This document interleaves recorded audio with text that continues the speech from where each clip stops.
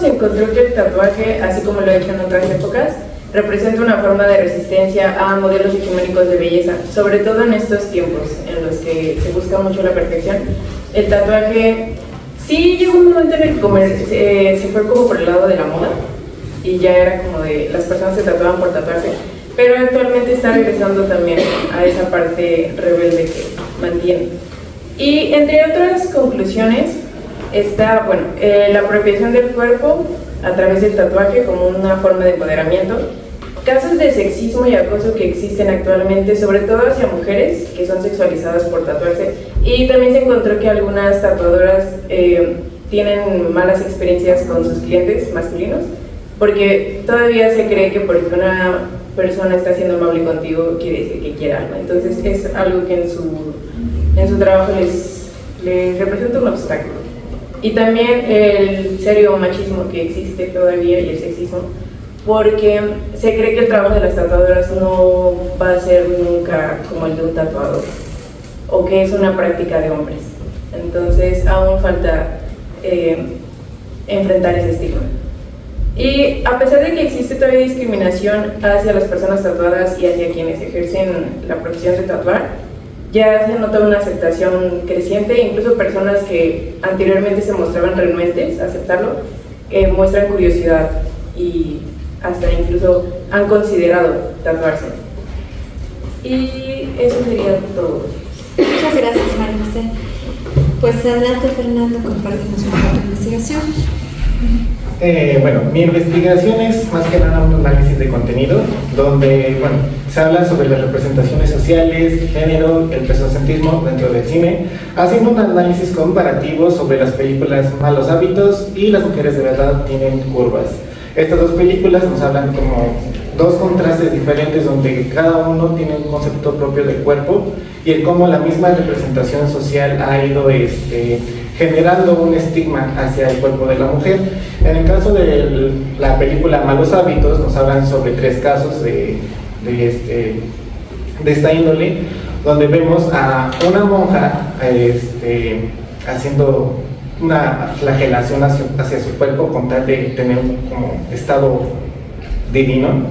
Otra también es cómo llegar a cierto estándar para considerarse bella, y también como la misma familia influye a la noción de una niña de que el estar llenito, llenita está mal, siendo que pues, normalmente a ciertas edades pues, uno siente, bueno, es más vulnerable a estos prejuicios.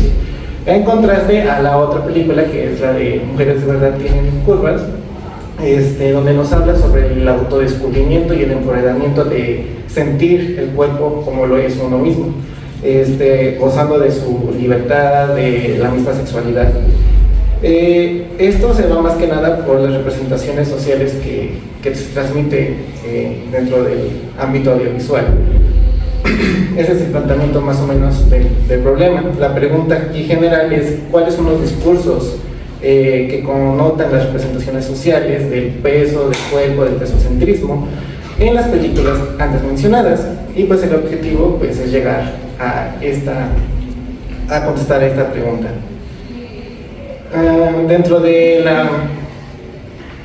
esta investigación también pues, se tocan temas relacionados a cómo las normas sociales están impuestas en nosotros, en nuestro conocimiento cotidiano, bajo donde nosotros tenemos que seguir ciertas reglas, como por ejemplo en estas películas nos hacen saber que pues, si no estás de cierta forma no vas a llegar a cierto lado, ¿no? También nos habla mucho sobre cómo la semiótica también aquí nos habla mucho de cómo la comida juega un papel importante dentro de todo este entorno, cómo la figura misma nos hace ver que la cotidianidad está basada en constructos que nosotros hemos generado a lo largo del tiempo en torno al cuerpo, porque seamos sinceros, hace tiempo, ¿cómo eran las Venus? La máxima figura de belleza aquí en México, ¿no? Eran llenitas, con símbolo de fertilidad, ¿no? Y pues pasamos por todo un trasfondo de la historia donde posguerras y todo esto, donde el cuerpo ha ido cambiando con nada más símbolo de belleza, de que todo tiene que ser regido por belleza y el estándar es lo mismo aquí en México y en China. Los temas más, teóricos que yo toco son estas representaciones sociales que nos habla Moscovici y Yodelet, que pues, son formas compartidas del mundo. Y dentro del cine, estas representaciones sociales pues, ayudan a crear todo lo que es aceptado y lo que no es aceptado.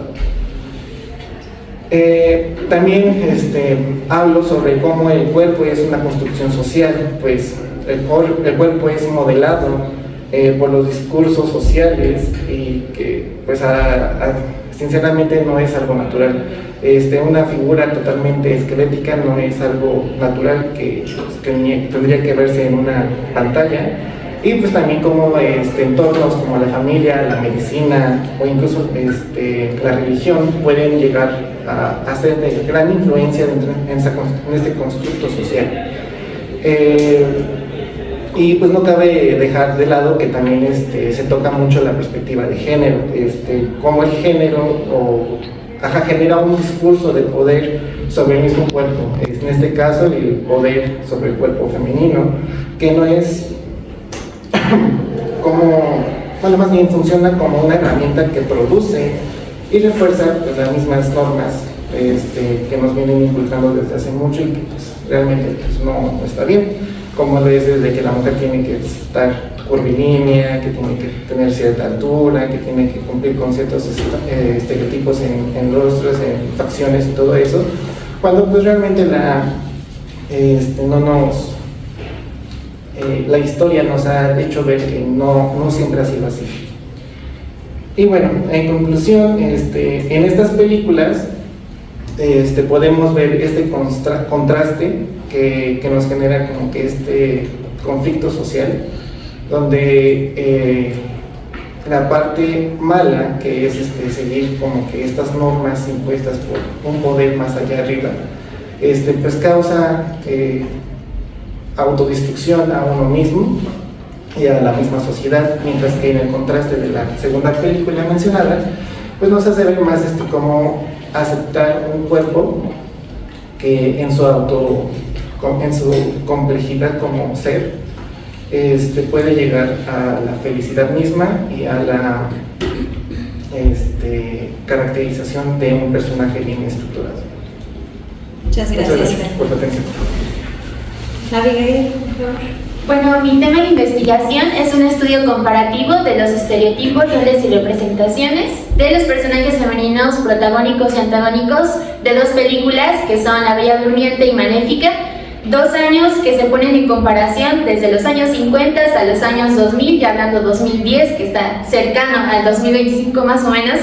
Pero el análisis de esto, por qué decidí utilizar este tema, es justamente como para comprobar ¿cuál es la diferencia? ¿Cómo responden los medios de comunicación, en particular el cine, con base al entorno social en el que se desarrollan? Es decir, prácticamente tiene una unión con el tema que acaba de hablar mi compañero en su investigación, que es lo de la representación social, pero yo le estoy dando una perspectiva que es el género, y esto contrasta no solamente cómo debe verse una mujer, por ejemplo, sino también cómo debe comportarse, cómo debe hablar, cómo debe ser su pensamiento, cómo la podemos figurar. Y básicamente mi argumento o mi hipótesis dentro de la investigación, como para tratar de llegar a esos resultados, es para comprobar que el cine ahorita está funcionando como un vehículo educativo, porque ya, bueno, ahondando también en la investigación, se comprueba que el cine es el medio de comunicación que más educa, porque por todos los elementos que contiene, que es todo lo audiovisual, sonido, video, o sea, la narrativa. Y entonces lo que busco, o lo que se busca más bien profundizar dentro de la investigación, pues es justamente ver cómo han tratado de implementar un falso empoderamiento dentro de sus narrativas, como para, pues sí, engañar a las infancias y darles un contenido a una inyección de puedes comportarte de esta manera o de esta manera, pero te estamos engañando como que ya tienes más participación en ciertos temas, ¿no? Tal vez ya lo tenemos como análisis dentro de las nuevas sociedades, pero aún se nos siguen inyectando los mismos arquetipos tradicionales, o es algunas de las cositas o resultados que he tratado de llegar como resultado. Pero para llegar a ellos yo utilizo las teorías del género para poder analizar esta investigación. Como dije, me estoy basando en esta perspectiva que es del género, y con base a todo eso, pues analizo también lo que son desde la diferencia de un estereotipo, un rol y una representación. Como dijo él también, las sexis corporales se han definido desde el principio. O sea, realmente cómo se ve una mujer y cómo se ve un hombre es lo que va a definir tu género. Si tú eres hombre o mujer, y ahorita no incluye otros, pero realmente es como lo que la construcción social nos ha determinado, ¿no? Y también con todo ello voy analizando, les digo, la diferencia de los estereotipos y roles, que tiene que ver más con el pensamiento o la ideología o las normas. Y la representación social de género ya tiene que ver más cómo nos ven en los medios de comunicación. Entonces ya tiene ese vínculo del análisis social, de la comunicación social y también de otros medios que nosotros utilizamos, como les digo, es el cine. Pero antes de todo eso, hago una recapitulación sobre los medios de comunicación, porque son como los que dan origen al cine. Obviamente se pasa primero por lo que fue la imprenta, la televisión, o sea, para llegar al cine. Y en todos ellos, como nos han explicado probablemente, o si no se conoce como el cuarto poder a los medios de comunicación. Entonces no solo viene de un poder político, hablando desde la iglesia, desde la familia, desde alguien que nos está gobernando, sino también de los medios de comunicación, que tienen toda esa potestad de poder decir, puede ser así, puedes hacer esto, yo te voy a reflejar así. Y eso antes era representado en los anuncios publicitarios. En este caso ya también se dan en contenidos visuales, audiovisuales, o incluso imprenta, etcétera. Y ¿cómo se puede comprobar esto? Pues bueno, ya en la investigación les voy explicando un poquito de cómo, desde cuando le damos una vista analítica a una película, por ejemplo, ya se convierte en algo en el cual dispersar ciertos elementos para comprobar que tiene algo que analizarse, ¿no? Son algo retórico o algo redundante, ¿no? Pero realmente es como este argumento. Y posteriormente a ello, ahora sí ahondo como todas estas situaciones de cómo el cine realmente también tiene estereotipos o crea estereotipos, roles y representaciones. No solo es como un tema que existe en lo social, sino también dentro de los medios de comunicación se implementan. Es como si tuvieran su propia norma. Y pues ya con base a eso utilicé estas dos películas porque considero que son como un contenido de entretenimiento, pero también infantil. Y las infancias pues son la sociedad más moldeable, la verdad. Entonces, darles como esta ventaja o este punto de investigación va a permitir que tanto los que estamos de responsables o van a estar como responsables de medios de comunicación, pues ya puedan crear contenidos más a conciencia, porque los contenidos no solo se crean por algo que se me ocurrió, algo de la imaginación. Todo tiene un porqué, aunque sea un sueño, tiene un porqué, está inyectado de muchas cosas. Entonces, considero que necesitamos agentes sociales o creadores sociales que realmente lleven una perspectiva más acorde, sí, a nuestro entorno, pero también a poder cambiar todo lo tradicional que nos lleva arraigando muchas situaciones. Y pues ya los resultados son esos. Voy analizando las películas ambas, y sí ahorita todavía no termino, pero llego a unos resultados en donde sí se comprueba el falso empoderamiento, a temas relacionados con el amor, especialmente el maternal, y pues prácticamente sería como eso de forma global. Gracias, Abigail. Adelante, Adán. Gracias. Bueno, mi tema es sobre Spotify, principalmente sobre el poder mediático que tiene, el legado cultural que ya nos ha dejado la plataforma, no solamente en la industria musical, sino también en cómo ha sido su contexto histórico, cómo ha sido su evolución, por supuesto, y qué perspectivas tenemos a futuro con la plataforma, ¿no? Porque, bueno, queda claro que el modelo de evolución de Spotify ha sido muy, pero muy cuestionado en los últimos años, que es donde ha crecido su boom, por no decir que es el único boom que ha tenido, por supuesto. Y por lo mismo es indispensable entender qué le depara a la industria musical y a nosotros como audiencia, a nosotros como consumidores, qué nos espera al seguir consumiendo música como Spotify. queda claro que con la llegada de la plataforma, no solamente de Spotify, también de otras como pueden ser Apple Music, como puede ser Deezer, o incluso ya pirateando música también, se ha perdido muchísima conexión con lo que respecta a la índole musical clásica, ¿no? Es algo que incluso abordo en el tema, cómo surge la música principalmente como punto de partida. Podemos irnos desde el fonógrafo, podemos irnos desde los discos de vinil, los cassettes, que pues eso ya generaciones más antiguas lo tienen más arraigado, comprar música física. Probablemente lo que respectan a los millennials y parte de nosotros llegamos a tener un MP3, donde ya no teníamos algo físico, algo tangible para escuchar música, ni una banda magnética, pero seguíamos teniendo ese dispositivo, ¿no? Seguíamos teniendo 1000 canciones. ¿Qué pasa con Spotify? Pues que realmente se eliminó esa necesidad de propiedad física. Nosotros no guardamos música ya, la música está en la nube. Entonces, aquí es donde entra esa pregunta de qué tan ilimitado es nuestro catálogo musical, qué tantas canciones podemos escuchar y principalmente si realmente tenemos esa música, si realmente lo que estamos escuchando es nuestro, que eso también algo que se aborda en el modelo de negocios de Spotify, el sistema de algoritmos, que cuando nosotros como un oyente nos apegamos a cierto género, a cierto artista, a cierta canción en particular,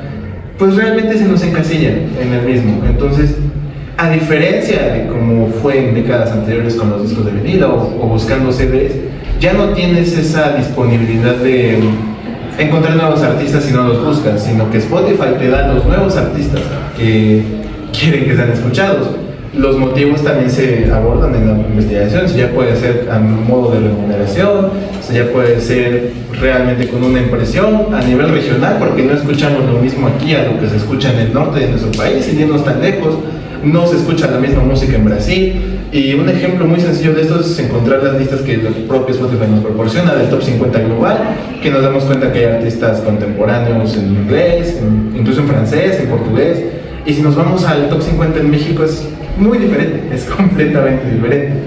Entonces también el objetivo es analizar esa evolución, cómo este crecimiento se ha ido mermando, se ha ido creciendo a lo largo de las décadas, porque por supuesto que la distribución y los derechos de autor han cambiado, y eso es algo que ha encasillado a Spotify en conflictos legales, sobre todo con los sellos discográficos que han cambiado su modelo. ¿Qué va a hacer un sello discográfico si ya no le vende discos a su audiencia? Tiene que renovarse, y todo esto es lo que tiene Spotify, o sea, cómo ha tenido ese consentimiento de la plataforma de expandirse tanto y bajo qué punto de partida. Bueno, eso es algo que también abordo mucho en la investigación, que la industria musical ha revolucionado, y así como fue el MP3 que se nos comentaba, así como fue el CD, como fue el vinil, en esta década y probablemente en las posteriores se va a hablar de Spotify. La pregunta es esa, mi pregunta de investigación es ¿cómo ha transformado Spotify la industria musical contemporánea y a su audiencia? Hay que entender también que la dinámica que tiene Spotify está acondicionada por los actores culturales que tiene. Lo decía McLuhan en la era virtual en los 80, ¿no? Que todos íbamos a estar atados a un dispositivo móvil, que todos íbamos a encasillar nuestra vida no lo decía como tal un teléfono, pero sí en un dispositivo inteligente. Lo mismo que Alessandro Barico dio 10 años antes, ¿no? con The Game. Entonces, bajo estos puntos de partida, con esta revisión bibliográfica, pues al menos yo he encontrado que Spotify no funciona solamente como un servicio de streaming, no es solamente una aplicación que uno pueda descargar y eliminar porque no le gustó, ¿no? Sino que es un agente cultural, ya forma parte de la cultura popular contemporánea y nos ha hecho redefinir las dinámicas de poder que nosotros tenemos como consumidores y por supuesto que a la industria musical, que es lo más importante. Para algunos esto es un avance tecnológico porque qué bendición no tener que cargar 20 cassettes, ¿no? ¿Se imaginan cargar 20 vinilos para escuchar una sola canción? ¡Qué estrés!, ¿no? Por supuesto que es un avance tecnológico, pero también es una estructura de poder, es una evolución a la industria musical, es seguir esa cadena de consumismo y nos podemos ir a cualquier otro tema que tenga que ver con el desarrollo sostenible, con la globalización, con el capitalismo y su merma, su degradación. Son muchos puntos y Spotify está rodeado de ellos. Entonces, ¿cómo nos diferenciamos? ¿Cómo nos vamos a alejar de toda esa tormenta, ¿no? Bueno, principalmente la investigación va encaminada para nosotros, los estudiantes, para un sector juvenil, no solamente de nuestra región, sino a lo que respecta a todo, al menos el país, porque afortunadamente las encuestas que he propuesto así lo avalan, ahora sí que es válido. Y por supuesto que ya una vez que tengamos esas encuestas, pues ya podemos definir el legado de Spotify y vamos a tener el modelo de negocios de la industria musical que nos ofrece. Vamos a tener su sostenibilidad y por supuesto la percepción que tienen los artistas y que nosotros tenemos como oyentes. Y bueno, realmente está todavía en camino de resultados de mi investigación, sin embargo tenemos una hipótesis clara, ¿no? Queda claro que Spotify ha transformado la industria musical al reemplazar modelos tradicionales, lo vamos a decir así, con la distribución del streaming, por supuesto.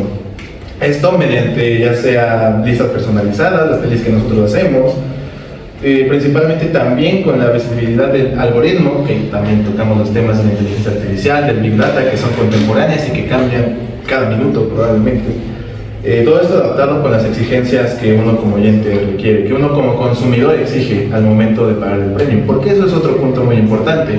Nos queda claro que a muchos no nos gusta Spotify cuando nos pone 20 anuncios y nos pone 3 canciones, ¿no?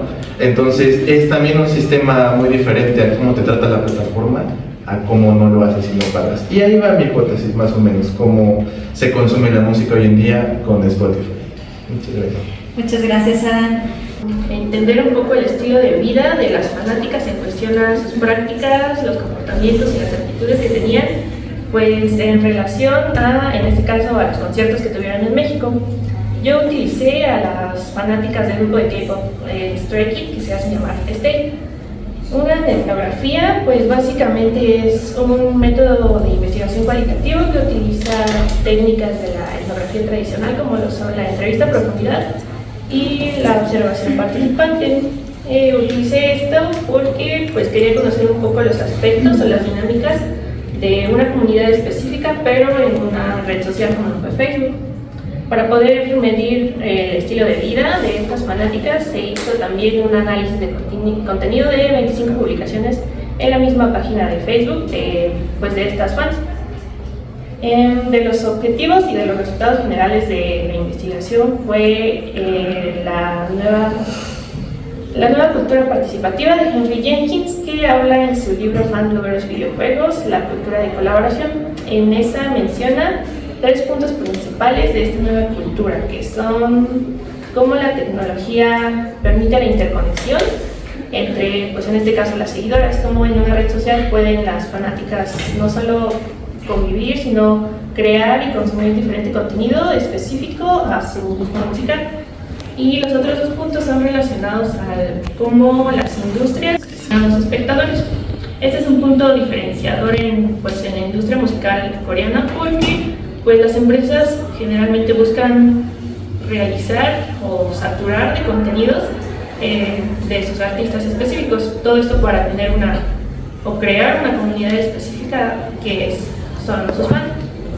Otro de los resultados igual de esta investigación fue la relación fan-artista. Esta fue medida con la teoría de interacción parasocial de Harman y Goldberg, pero con los postulados de Cover y Daniel, que son la interacción recíproca, la afiliación a la comunidad y el compromiso emocional.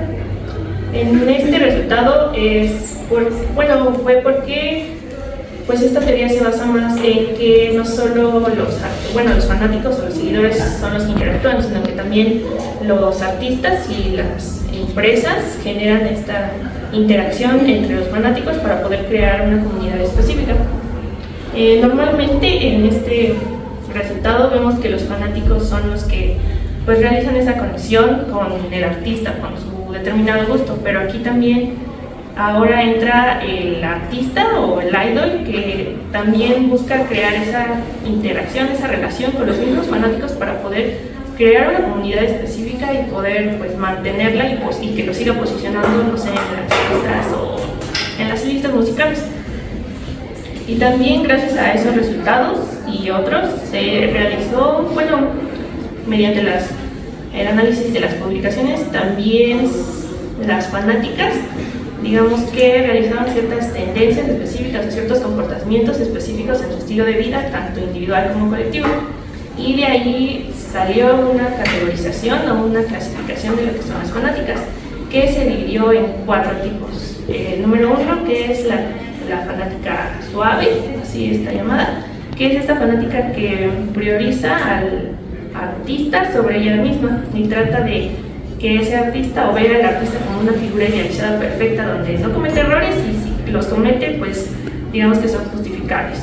También están los fanáticos promedios, pues son esos fanáticos que consumen su música, el contenido que realizan, lo siguen en redes sociales y pues conocen todo sobre su gusto musical, en este caso el grupo Gecko. Y otro de los fanáticos es el fanático crítico, que se encarga un poco más de priorizar al fandom en lugar de al artista, y esto es más porque pues cuestiona las acciones que hace el artista y también lo que hace el fandom o algunas situaciones o pues problemáticas que podrían suceder en el fandom. En las publicaciones, por ejemplo, son esas fanáticas que pues mencionaban, no sé, los precios de los tickets que fueran excesivos o la mala organización del evento. Entonces son ellas quienes se encargan de dar a conocer este tipo de problemáticas y tratar de buscar una solución. Y por último, en esa clasificación pues está el fan tóxico, pues es el fanático que únicamente busca opinar negativamente tanto de los mismos fanáticos o del fandom e incluso del mismo artista. Y pues con esta categorización y en general de toda la investigación, pues queda que el fenómeno fandom pues forma una cultura colaborativa específica y estos fans intentan comunicarse, integrarse y tratar de formar esta misma comunidad para poder crear un sentido de pertenencia no solo entre los mismos fanáticos o el mismo fandom, sino entre ellas mismas y tratar de identificarse con este mismo fandom, porque a final de cuentas pues las fanáticas comparten estos mismos gustos y mismas aficiones por pues, su gusto musical. Muchas gracias, Shalom.